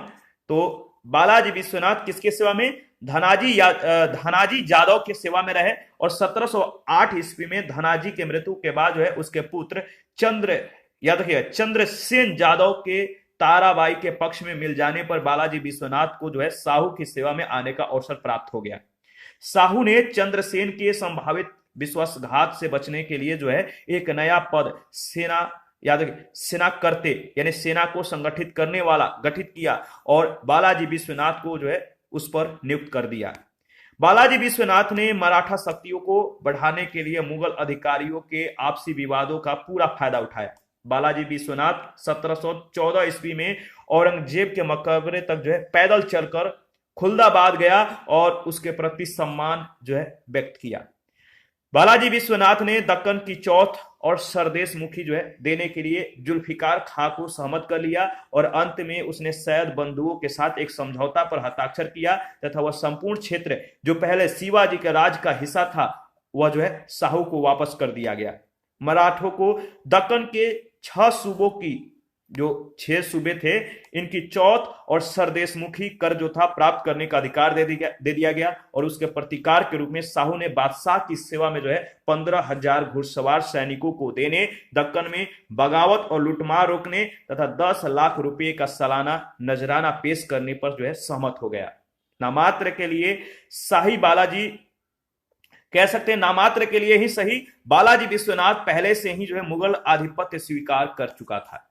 अपने नेतृत्व में एक मराठा फौज लेकर बालाजी विश्वनाथ 1719 ईस्वी में सैयद हुसैन अली खां के साथ दिल्ली गया और फर्रुखसियर का तख्ता पलटने में सैयद बंधुओं की मदद की। याद रखिएगा मराठा मुगल संधि यानी बालाजी विश्वनाथ और हुसैन अली के मध्य हुई और इन शर्तों को मान्यता जो है रफी उद दर्जात ने दी थी। दिल्ली में बालाजी विश्वनाथ और अन्य मराठा सरदारों ने मुगल साम्राज्य की कमजोरी को स्वयं देखा और उनमें अपना प्रभाव क्षेत्र उत्तर की ओर बढ़ाने की महत्वाकांक्षा को जो है जन्म दिया। चौथ और सरदेशमुखी सौंपने की प्रथा ने चौथ और सरदेशमुखी एक कर था, इन मतलब कि करों को सौंपने की प्रथा ने पेशवा को संरक्षण के जरिए अपनी व्यक्तिगत शक्ति बढ़ाने में सहायता दी। बालाजी विश्वनाथ 1720 ईस्वी में मारा गया जिसके बाद उसके 20 वर्ष का पुत्र बाजीराव प्रथम को जो है पेशवा बनाया गया। याद रखिएगा। इसके बाद अगर बात करें तो आंग्ल मराठा जो युद्ध है देख लेते हैं कब हुआ था और इस समय जो पेशवा थे कौन थे, गवर्नर जनरल कौन था, किस संधि के साथ जो है आंग्ल मराठा युद्ध समाप्त होता है। तो प्रथम आंग्ल मराठा युद्ध जो है बताइए प्रथम आंग्ल मराठा युद्ध कब होता है, किस अवधि में होता है? तो देखिए 1775 से 1782 ईस्वी के बीच होता है। माधवराव इस समय पेशवा थे और गवर्नर जनरल वारेन हेस्टिंग्स था और साल बाई की संधि से जो है 1782 ईस्वी में ये युद्ध जो है समाप्त हो जाता है। द्वितीय आंग्ल मराठा युद्ध 1803 से 1806 ईस्वी के बीच होता है। पेशवा कौन था? बाजीराव सेकेंड और गवर्नर जनरल याद रखिए जॉर्ज बालो एवं वेलेजली था। जॉर्ज बार्लो एवं बेलेजली था। राजघाट की संधि से जो है इस युद्ध की समाप्ति होती है 1805 ईस्वी में। तृतीय आंग्ल मराठा युद्ध 1817 से 1818 ईस्वी के बीच होता है और पेशवा बाजीराव द्वितीय था और गवर्नर जनरल लॉर्ड हेस्टिंग्स था। इस समय पूना की संधि से जो है इस युद्ध की समाप्ति होती है 1817 ईस्वी में। बाजीराव प्रथम का जो समय है 1720 से 1740 ईस्वी के बीच है, इसके बारे में डिस्कस करेंगे। बालाजी विश्वनाथ के मृत्यु के बाद साहू ने उनके पुत्र बाजीराव प्रथम को पेशवा जो है नियुक्त कर दिया, जिससे बालाजी विश्वनाथ के परिवार में पेशवा का पद पैतृक यानी वंशानुगत हो गया। मुगल साम्राज्य के प्रति अपनी नीति का घोषणा करते हुए बालाजी जो बाजीराव है बाजीराव प्रथम ने कहा कि हमें इस जर्जर वृक्ष के तने पर आक्रमण करना चाहिए, शाखाएं तो जो है स्वयं ही गिर जाएंगी। तो बाजीराव प्रथम ने क्या कहा? हमें इस जर्जर यानी मतलब कि खोखले वृक्ष के तने पर जो है आक्रमण करना चाहिए और जो शाखाएं हैं इन खोखलेपन की वजह से जो है स्वयं ही गिर जाएगा। तो इस तरह से इन्होंने अपना जो है कथन रखा। बाजीराव प्रथम को शिवाजी के बाद गुरिल्ला युद्ध का सबसे बड़ा प्रतिपादक कहा गया है। जब 1740 ईस्वी में बाजीराव प्रथम की मृत्यु हुई तब मराठों ने मालवा, गुजरात और बुंदेलखंड के क्षेत्रों पर जो है अधिकार कर लिया था। इसी काल में मराठों के गायकवाड़ होलकर, सिंधिया और भोसले परिवारों ने प्रमुखता जो है प्राप्त की थी। बाजीराव प्रथम ने 1733 ईस्वी में जंजीरा के सिंधियों के विरुद्ध एक लंबा शक्तिशाली अभियान जो है आरंभ किया और अंततोगत्वा उन्हें जो है मुख्य भूमि से निकालकर बाहर कर दिया गया। बालाजी बाजीराव, इनका समय 1740 से 1761 ईस्वी। बाजीराव प्रथम का 18 साल का जो पुत्र था, बाजीराव प्रथम का 18 साल का एक पुत्र था जिनका नाम था बालाजी बाजीराव, जो नाना साहब के नाम से भी जाना जाता था। ये पेशवा बना और वह 1740 से 1761 ईस्वी तक पेशवा बना रहा। बालाजी बाजीराव ने अपने पिता का अनुसरण किया तथा उसने मराठा शक्ति को उसके कह सकते कि उत्कर्ष पर पहुंचा दिया और उसी के शासन काल में मराठों और अहमद शाह अब्दाली की सेनाओं का पानीपत में 14 जनवरी 1761 को एक दूसरे से जो है आमना सामना हुआ, जिसमें मराठा सेना पूर्ण रूप से पराजित हुई और पेशवा का बेटा विश्वासराव, सदाशिवराव भाऊ और अन्य अनगिनत मराठा सेनापति करीब 28,000 सैनिकों की मृत्यु हो गई। पानीपत की हार मराठों के लिए महाविपदा के समान थी। मतलब जो पानीपत का हार था मराठों के लिए विपदा था, महाविपदा, मतलब कि कह सकते हैं कि बहुत ज्यादा नुकसान हुआ, महाविपदा के समान थी। उनकी हार ने ब्रिटिश ईस्ट इंडिया कंपनी को बंगाल और दक्षिण भारत में अपनी सत्ता जो है मजबूत करने का मौका दे दिया। पानीपत का जो तीसरा युद्ध है कब हुआ? 14 जनवरी 1761 को। देखिए, अहमद शाह अब्दाली ने दुरानी वंश की स्थापना की थी। अहमद शाह अब्दाली ने दुरानी वंश की स्थापना की। मराठों के, याद रखिएगा, मराठों के अतिरिक्त इस समय उत्तर में अन्य शक्तियों में अवध का नवाब जाट और रूहेला प्रमुख थे। अब्दाली अवध के नवाब और रूहेलों का समर्थन प्राप्त करने में सफल भी हो गया। 1761 ईस्वी में पानीपत में निर्णायक युद्ध हुआ। इस युद्ध में राजपूतों, जाटों और सिखों एवं अन्य किसी शक्ति ने जो है मराठों की मदद नहीं की।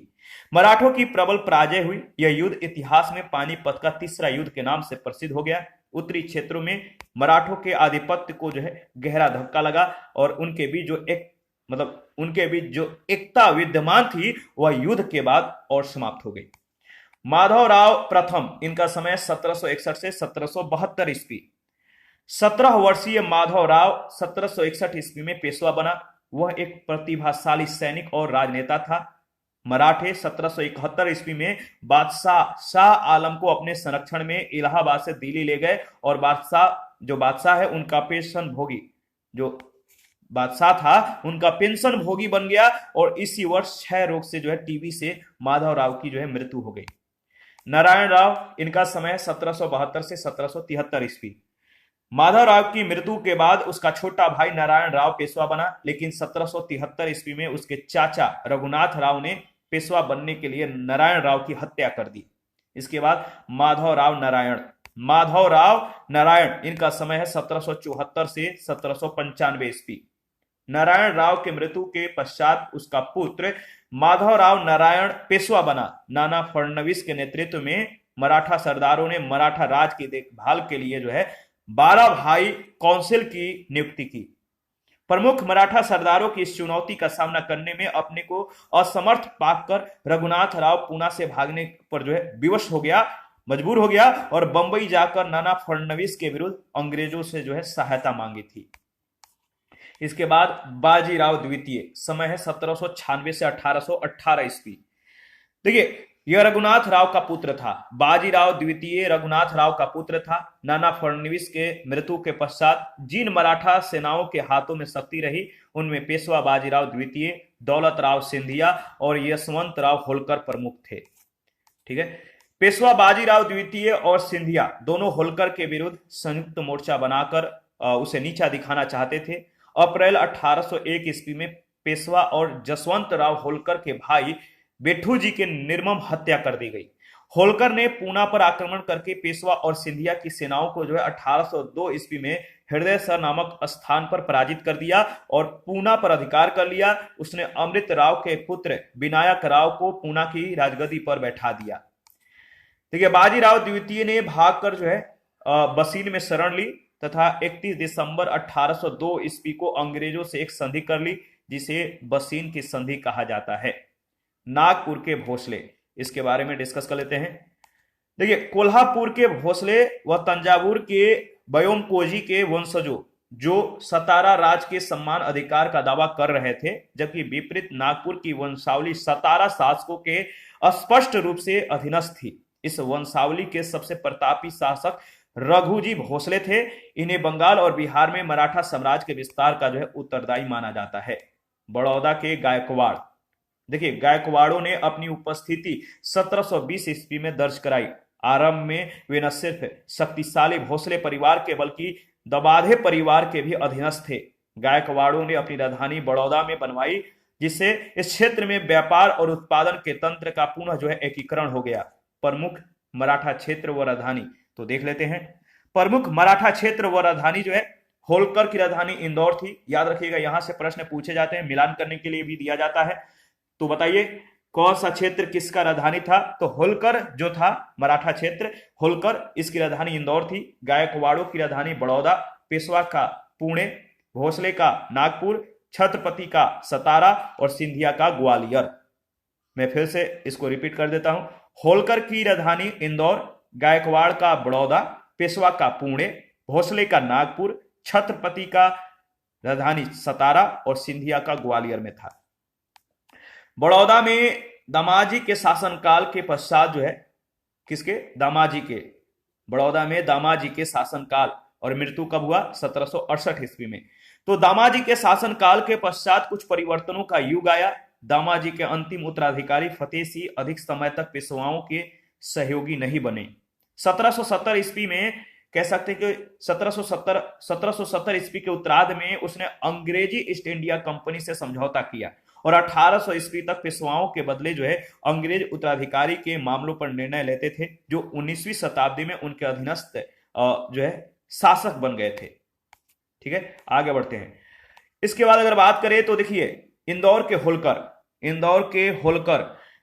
देखिए मल्हार राव, याद रखिएगा, मल्हार राव ने इंदौर में स्वयं की सत्ता स्थापित की, जहां उसके उत्तराधिकारी ने मुख्य व्यापार मार्गों और बुरहानपुर के प्रमुख व्यापारिक केंद्रों पर नियंत्रण स्थापित किया था। उसके पश्चात उसके साम्राज्य का नियंत्रण उसके पुत्र की विधवा के हाथों में चला गया। अहिल्याबाई का शासन 1765 से 1794 ईस्वी तक चला। इन्होंने होलकर राज को गौरव के शिखर तक पहुंचा दिया। ग्वालियर के सिंधिया वंश ने उत्तर भारत की राजनीति में अपना स्थान पानीपत के तृतीय युद्ध, जो कि 1761 ईस्वी में हुआ था, इसके बाद मतलब कि पानीपत के तृतीय युद्ध के बाद के दशक में बनाया। तो सिंधिया वंश ने उत्तर भारत की राजनीति में अपना स्थान कब बनाया? तो पानीपत के तृतीय युद्ध के बाद के दशक में 1761 ईस्वी में तृतीय युद्ध हुआ था, इसको ध्यान रखिएगा। होलकर की भांति सिंधिया मुख्य रूप से मध्य भारत में केंद्रित थे। पहले उज्जैन और 18वीं शताब्दी के उत्तरार्ध के बाद ग्वालियर में महादजी सिंधिया के लंबे शासनकाल के दौरान यह वंश संगठित हुआ। महादजी कुशल व नव परिवर्तनकारी सैन्य प्रशासक सिद्ध हुए। वे उत्तर भारत में अपने साम्राज्य का विस्तार करने में सफल रहे, जो अफगान हमलों के उपरांत कमजोर हो गया था। शाह आलम द्वितीय के शासनकाल में उन्होंने अपने हस्तक्षेप के द्वारा प्रभाव स्थापित किया। 1780 ईस्वी के मध्य में मुगल बादशाह ने उसे अपने काम काज पर उप शासक नियुक्त किया था। मैसूर के बारे में देख लेते हैं। मैसूर के अंतर्गत सबसे पहले हैदर अली के बारे में हम लोग डिस्कस करेंगे। तो देखिए 18वीं सदी के दौरान भारत में अनेक राज्यों का अनेक नए राज्यों का उदय हुआ। दक्षिण भारत में हैदराबाद के बाद हैदर अली के अधीन जिस सबसे महत्वपूर्ण सत्ता का उदय हुआ वह मैसूर था। 18वीं सदी के शुरू में नंजराज राजस्व तथा वित्त के अधीक्षक थे। नंजराज और देवराज ये मुख्य सेनापति थे।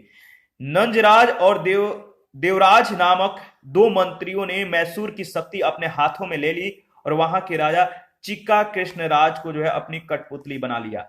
हैदर अली का जन्म 1721 ईस्वी में एक अत्यंत सामान्य परिवार में हुआ था, जिसने अपना जीवन मैसूर की सेना में साधारण अधिकारी के रूप में शुरू किया था।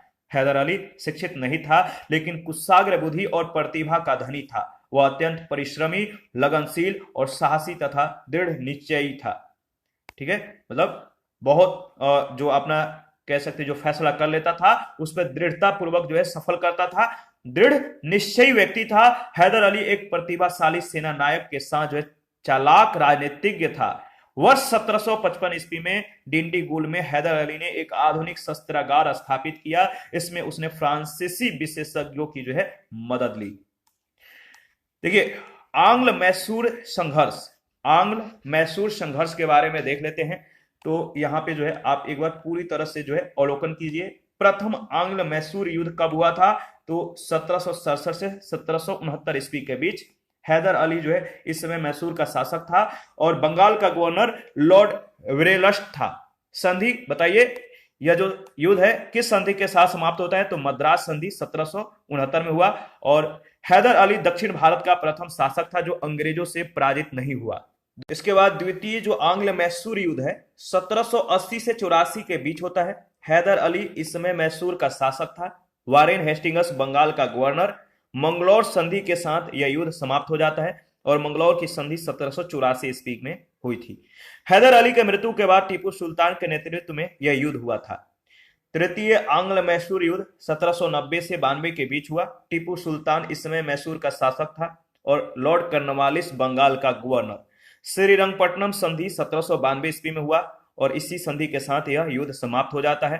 टीपू सुल्तान की स्थिति कमजोर हो गई, ठीक है, इस युद्ध से। और चतुर्थ आंग्ल मैसूर युद्ध 1799 ईस्वी में टीपू सुल्तान जो है इस समय मैसूर का शासक था, लॉर्ड वेलेजली बंगाल का गवर्नर और मैसूर सहायक संधि के साथ यह युद्ध समाप्त हो जाता है। टीपू सुल्तान की मृत्यु हो जाती है। मैसूर में वाडियार वंश की स्थापना और अंग्रेजों ने वाडियार वंश के शासक से सहायक संधि किए। यहाँ पे जो है आपको 2-3 बातें याद रखना है। एक तो कौन सा युद्ध कब हुआ था, तो टाइम पीरियड को याद रखना है, मिलान करने के लिए जो है प्रश्न पूछे जाते हैं। और कौन सा युद्ध किस संधि के साथ समाप्त होता है, किसके मतलब कि गवर्नर जनरल के समय में और किस शासक के समय में। तो मैसूर का शासक उस समय कौन था, ये 3-4 बातें आपको ध्यान में रखना है, यहां से प्रश्न पूछे जाते हैं। हैदर अली ने वर्ष 1761 में नंजराज को जो है सत्ता से अलग कर दिया और मैसूर राज पर अपना अधिकार स्थापित कर लिया। हैदर अली ने अपनी सत्ता के लगभग आरंभ से मराठा सरदारों, निजाम और अंग्रेजों की सेनाओं को कई बार पराजित किया और मद्रास तक पहुंच गया। प्रथम आंग्ल मैसूर युद्ध 1767 से 1789 ईस्वी के बीच हुआ। यह युद्ध अंग्रेजों की आक्रामक नीति का परिणाम था। हैदर अली ने अंग्रेजों से प्रतिशोध लेने के उद्देश्य से मराठों तथा निजाम से संधि करके एक संयुक्त सैनिक मोर्चा बनाया। हैदर अली के नेतृत्व वाले मोर्चे ने अंग्रेजों के मित्र राज कर्नाटक पर आक्रमण कर दिया, परंतु 1767 ईस्वी में हैदर और निजाम तिरुवन्नमलाई संगम में जो है पराजित हुए। निजाम हैदर अली का साथ छोड़ के अंग्रेजों की सेना में शामिल हो जाता है। हैदर अली ने मंगलौर पर आक्रमण कर बंबई से आई प्रशिक्षित अंग्रेजी सेना को पराजित किया और उन्हें मद्रास तक जो है सीमित कर दिया। 1769 ईस्वी में अंग्रेजों ने हैदर अली की शर्तों पर मद्रास की संधि की, जिसकी शर्तों के अनुसार दोनों पक्षों ने एक दूसरे के जीते हुए क्षेत्रों को छोड़ दिया और इस प्रकार प्रथम आंग्ल मैसूर युद्ध समाप्त हुआ। द्वितीय आंग्ल मैसूर युद्ध 1780 से 84 के बीच होता है और इस युद्ध के समय पुनः हैदर ने निजाम और मराठों से अंग्रेजों के विरुद्ध संधि कर ली। 1773 ईस्वी में अंग्रेजों ने मैसूर में स्थित फ्रांसीसी नियंत्रण वाले माहे पर आक्रमण करके अधिकार कर लिया, जो हैदर अली के लिए एक खुली चुनौती थी। तो मैसूर का जो समय है 1799 का, इसमें आप मैप को एक बार एनालिसिस करके आगे बढ़िएगा। ये है आपका चित्तलदुर्ग, ये है बंगलौर, ये श्रीरंगपट्टनम, ये है मैसूर, ये वेमनाड, ये सलेम, अंबूर, आराकाट। तो आप जो है एक बार लोकेशन को देख लीजिएगा।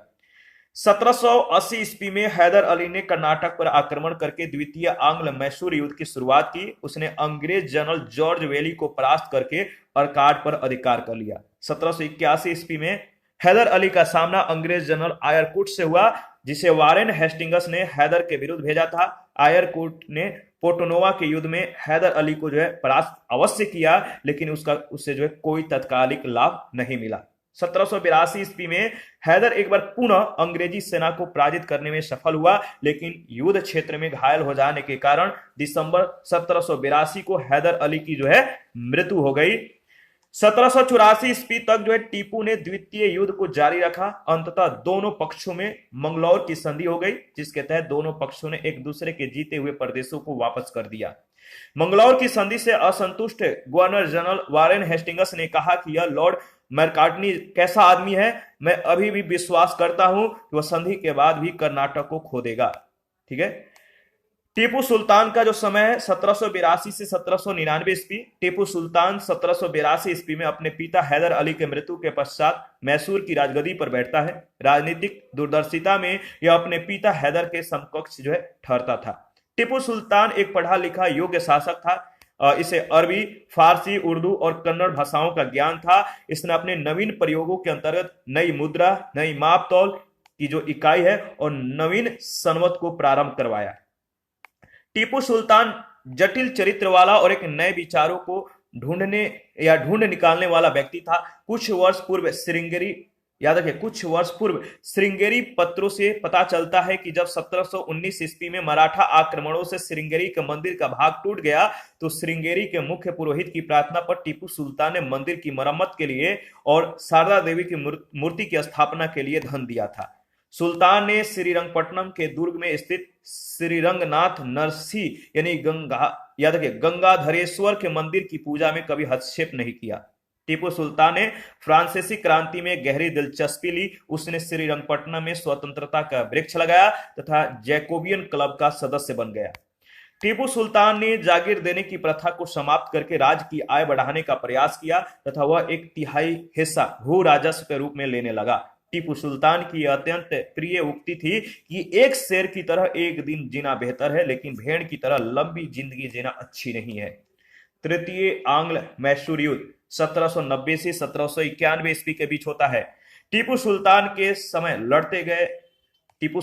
समय लड़े गए तृतीय आंग्ल मैसूर युद्ध का कारण अंग्रेजों ने सुल्तान के ऊपर इस आरोप को लगाकर तैयार किया कि उसने फ्रांसीसियों से अंग्रेजों के विरुद्ध जो है गुप्त समझौता किया है तथा त्रावणकोर पर जो है आक्रमण किया है। यह जो है मतलब कि सुल्तान के ऊपर इस तरह के आरोप लगाकर इन्होंने इस बात को जो है तैयार की। ठीक है। अंग्रेजों ने मराठों और निजाम के सहयोग से श्रीरंगपट्टनम पर आक्रमण कर दिया। मिडोश के नेतृत्व में टीपू सुल्तान जो है पराजित हुआ है और मिडोश के नेतृत्व में टीपू सुल्तान पराजित हुआ। फरवरी 1792 ईस्वी में तत्कालीन गवर्नर जनरल कॉर्नवालिस ने टीपू सुल्तान के श्रीरंगपट्टनम स्थित किले को घेरकर उसे संधि के लिए विवश कर दिया। अंग्रेज और टीपू सुल्तान के मध्य जो है 1792 में मार्च में 1792 में श्रीरंगपट्टनम की संधि संपन्न हो जाती है। संधि शर्तों के अनुसार अगर बात करें तो टीपू को अपने राज्य का आधा हिस्सा अंग्रेजों और उसके सहयोगियों को देना था तथा युद्ध के हर्जाने के रूप में 3 करोड़ रुपए अंग्रेजों को देने थे। चतुर्थ आंग्ल मैसूर युद्ध 1799 ईस्वी में होता है। इस युद्ध के समय टीपू सुल्तान ने अंग्रेजों से सामना करने के लिए अंतर्राष्ट्रीय सहयोग लेने की दिशा में प्रयास किया। इसने नेपोलियन बोनापार्ट से पत्र व्यवहार किया। चतुर्थ युद्ध के समय अंग्रेजों ने निजाम और मराठों से युद्ध में प्राप्त लाभ को 3 बराबर भागों में बांटने की शर्त पर समझौता किया। चतुर्थ आंग्ल मैसूर युद्ध के समय अंग्रेजी सेना को जो है वेलेजली, हैरिस और स्टुअर्ट के नेतृत्व जो है प्रदान हुआ। 4 मई 1799 ईस्वी में टीपू सुल्तान संयुक्त अंग्रेजी सेना से बहादुरी के साथ लड़ता हुआ वीरगति को प्राप्त हुआ। इस प्रकार मैसूर की स्वतंत्रता का इतिहास, इस मतलब कि जो मैसूर की स्वतंत्रता का इतिहास है, हिस्ट्री है, उसके द्वारा अंग्रेजों के विरुद्ध संघर्ष के गौरवशाली अध्याय का समापन हो गया। मैसूर उस समय के आर्थिक पिछड़ेपन के दोष से जो है मुक्त नहीं था, लेकिन हैदर अली और टीपू सुल्तान के राज में वह आर्थिक रूप से अधिक फला फूला। सर जॉन सोर 1793 से 98 ईस्वी के दौरान जो है मद्रास का गवर्नर जनरल था, जिसने बाद में लिखा था कि टीपू सुल्तान के राज के किसानों को संरक्षण मिलता था तथा उनको श्रम के लिए प्रोत्साहित और पुरस्कृत किया जाता था। वास्तव में भारतीय शासकों में टीपू सुल्तान एकमात्र शासक था जो आर्थिक शक्ति को सैनिक शक्ति की नींव मानता था। विदेश व्यापार के विकास के लिए टीपू सुल्तान ने फ्रांस, तुर्की, ईरान और पेगू में दूत भेजे। ठीक है। चीन के साथ भी उसने व्यापारिक संबंध जो है स्थापित किए। बंदरगाह वाले नगरों में व्यापारिक संस्थाएं स्थापित करके टीपू सुल्तान ने रूस और अरब के साथ व्यापार बढ़ाने का प्रयत्न किया, कोशिश किया। इसी के साथ आज का सेशन समाप्त करते हैं। नेक्स्ट सेशन में ब्रिटिश प्रभुसत्ता की जो स्थापना है इसके संदर्भ में डिस्कस करेंगे।